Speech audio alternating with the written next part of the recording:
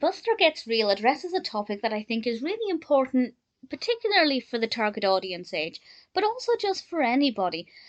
Buster reveals that he no longer watches Bionic Bunny. Now, I'll be interested to see if they keep that up in terms of continuity, but certainly in this episode, he tells Arthur that he doesn't watch that anymore.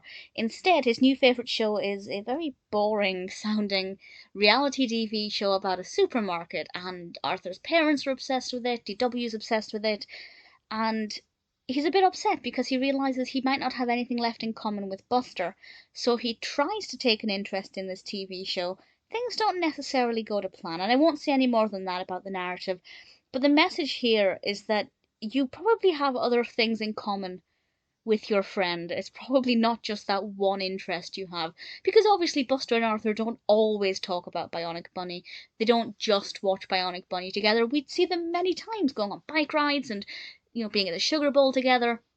And the message there is that just because your friend might no longer have an interest that you used to share, or maybe they develop a new interest in something you really do not care about, it doesn't necessarily have to affect your friendship.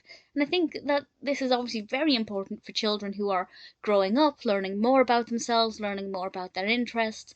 But even as an adult, I think it's quite important. For example, I no longer care about Doctor Who. And this is after I was obsessed with Doctor Who from the end of 2005 until maybe 2015, 2016, maybe just after that.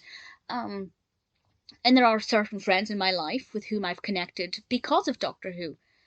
But it doesn't mean that we have to stop being friends just because I no longer care about Doctor Who. Well, I no longer care about the new episodes of Doctor Who. I'm still, very much enamoured of Tennant's years and Eccleston. But the point is, it's a really important lesson that says it's unlikely that you've got such a solid best friendship based on just one common interest.